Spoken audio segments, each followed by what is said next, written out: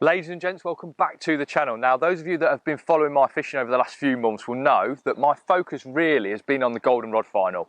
I've been trying my hardest, been travelling around all over the country trying to qualify for the goldenrod final, which is in a few weeks' time. Now, the goldenrod is a feeder competition, it's feeder only.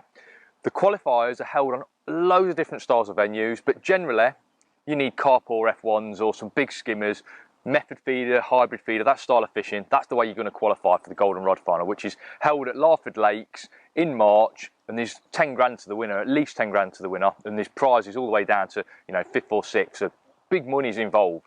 So it's a brilliant competition, it's well worth getting into. Now, last weekend, finally I got my little bit of luck. I drew absolutely perfectly at Boddington and managed to win the match and qualify for the final. So over the moon to do that. And what I thought I'd do is run through the approach, the kit, the bait that I used on the day, because I think at this time of year, when the water's still cold, first things first, you've got to draw a good peg. But the next step is just not making a mistake, because it's so easy to make a mistake and just blow your whole day in one bad cast or one bad bait choice. You know, you can blow your whole day. So especially with Boddington being, it's not fishing great at the minute. I mean, I managed to win the match with just 5 fish, which, you know, 5 fish, you're sitting there, it's sort of mini specimen carp fishing, you're sitting there hoping for a bite. You just got to know that you're ultra confident in your setup and your approach. So first things first, I want to just talk about Boddington in general and the kit that we've used. So I've drew peg 98, which is up in the sanctuary. It's quite a long walk. It's well worth walking though, because as I say, it's a good area. Whenever I've drew up in the sanctuary, it never seems to be like that mega long chuck area. A lot of Boddington, you're catching your fish at 60 metres plus, up to, you know, talking sometimes 120, 130 metres if you can cast it that long. But the sanctuary area seems to be 60 to 100 metres, seems to be a brilliant area. No matter what time of year, it just seems that those fish seem to be happier, you know, not going on that mega long chuck. So kit-wise for me, I didn't have to get the 14 footers out. It was all about the 13-foot rods. I've used, this is the actual, you know, the reason I'm doing this little video is because everything's still set up from the weekend. So this is the exact gear that I used at the weekend.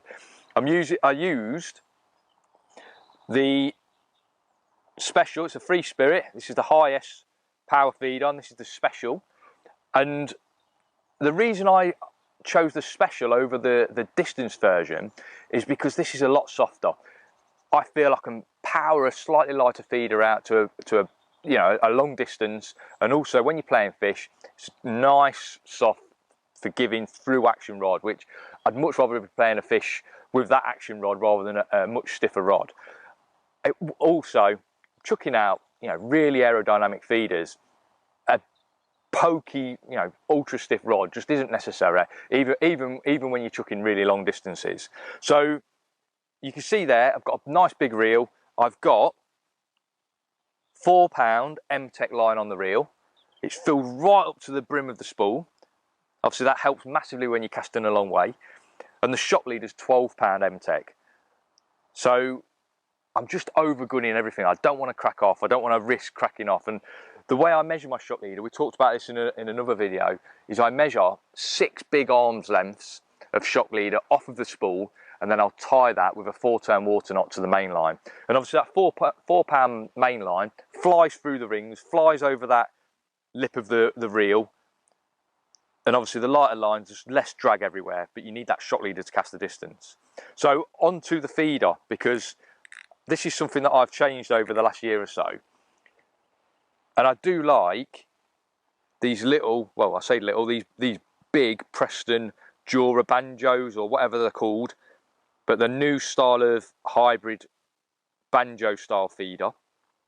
I still use the Guru stem inside, but these Preston versions just seem to fly a little bit further in my opinion. I just feel I can get them out a little bit further. They're also slightly bigger, which means obviously on a big water or when the fish are wanting a bit of bait, and especially at Boddington, we could be waiting sort of like half hour for a bite. We could be chucking out and sitting on a cast for a really long period of time.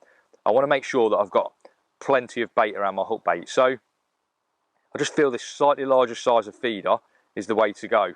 Now, I do change the elastic. I always think that it's my fault then if the elastic breaks. So every stem I get on my feeders, I'll change the elastic.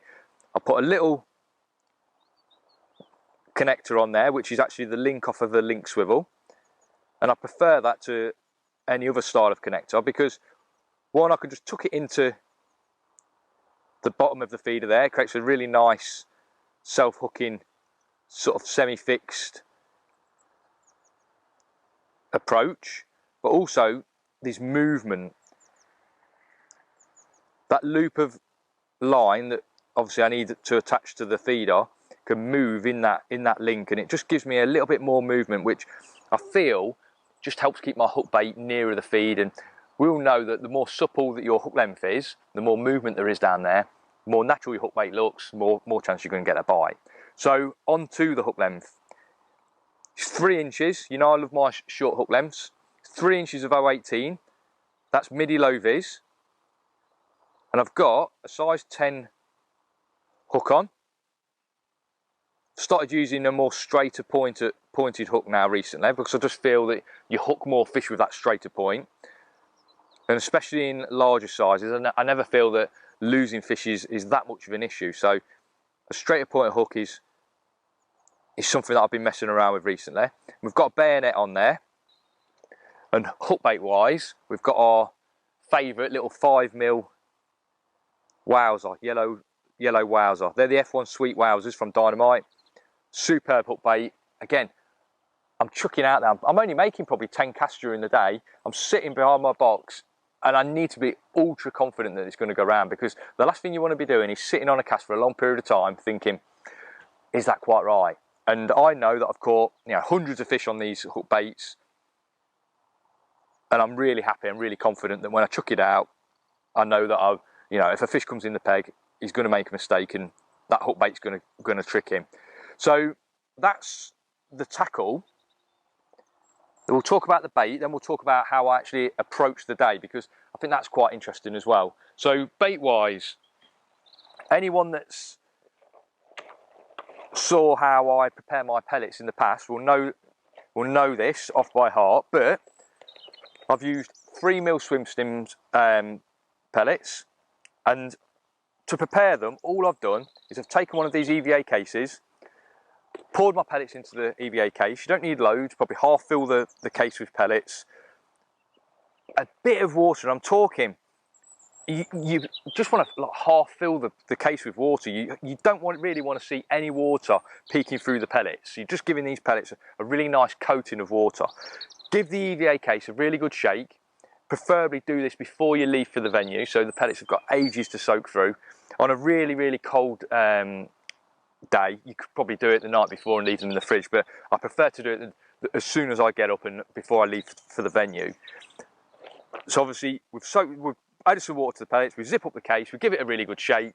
I know then that I can travel to the venue, even if I have to brake suddenly for a cat running out into the middle of the road. My pellets aren't going to spill everywhere. I can give it another shake when I get to the venue, and those pellets are absorbing the water all the time. They're taking on that water, and what you're left with is beautiful, hopefully you can see there, beautiful blown up, and they're obviously slightly bigger than what many people would use. I like that because it's obviously different again, so you're probably going to trick some wary fish. And they're probably blown up there to probably 4mm in size, and they're ever so soft. The swim stems at the minute are a beautiful pellet. You can squeeze them, but then they'll still break down into their pellet form, which is what you're looking to do. So even there, I've squeezed that ball quite hard, and you can still see the breaking down into that pellet form. Now, when I actually get to my peg, you'll probably find that these pellets will need a little bit more water, just to bring them on again. They'll probably be a little bit dry, probably won't be soaked fully through. That's when I add my flavouring. Now, once again, it's a confidence thing, flavouring is. I know that some venues respond really well to flavouring, some maybe not so much, but for me, Boddington, as I mentioned, we're talking about sort of like scaled down specimen carp fishing. Flavourings are a massive part of that style of fishing. So all I will do is when I get to the venue, when I get to my peg, to those pellets, the F1 pellet soak, that's my choice. just a nice glug of that. It's super sweet. You put a little tiny bit on your tongue, you're tasting it all day, and it just gives those pellets an extra bit of a boost. My analogy that probably again you've heard so many times is, you know, we all love our chips from the chip shop. They're our chips. Those pellets are our chips. But you add a sauce to those chips and they're even better. You know, we're just pepping those pellets up, making them even more appetizing to the fish. And again, making our pellets stand out from those anglers around you, because you've got to remember you're competing with anglers as well as trying to catch the fish. So we need to make our bait stand out a little bit more. Right, on to the actual fishing side. Now, as I've mentioned, the sanctuary at Boddington, it's not a mega long chuck area. And also, chances are, we're going to need a few fish to qualify. Now, in some of the areas, as I say, Boddington's been fishing really tough. One fish might have seen you qualify. As it so happens, along the dam wall, one fish did see you qualify. So we all know that the first chuck is really important, where you want to start. Now, the week previous at Barston Lakes, I made a massive mistake of casting too far for my first cast. And when you go and sort of cast over the fish initially, it's hard to come back. And I got myself in a little bit of a mess, made you know, a crucial mistake really in the first half hour, 40 minutes of the match by fishing too far. It's so hard to come back, and it just ruined my day. You know, I was probably on the edge of the fish that day, but even so, I know I should have done a lot better. So what I wanted to do this week at Boddington is not make that same mistake. As I said, there's a chance of catching as short as maybe 50 or 60 metres in the sanctuary. I did know also that we're going to need a few fish to qualify. You know, target was probably about six to 10 fish, something like that initially. So going to that ultra maximum is just not going to work out, because you might catch one fish first chuck, but after that, where do you go? Because you're at your maximum already. So for this week, I started at 60 metres, sat on my first cast for half an hour, which is, you know, pretty standard at Boddington during the winter months. You sit there hoping that it's going to tow round, and in actual fact, it didn't go round. But the second cast went straight round, you know, at 70 metres. And what I generally do is, if I've not had a bite, I'll make a big move. So no bites at 60 metres.